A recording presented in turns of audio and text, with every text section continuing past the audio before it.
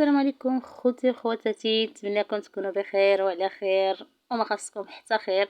كيما شفتوا معايا هنا الصراحه على الصباح كاين الشتاء بكري كيما شفتوا الجو كيما راكم تشوفوا معايا الجو زوين الصراحه. وقلت علاش كيما شفتوا هنا قدام الدار عندي، قلت علاش ما نديرش معاكم هاد الجوله اللي هي خفيفه ديال الشتاء. اللهم لك الحمد، الله يرحمنا خوتي.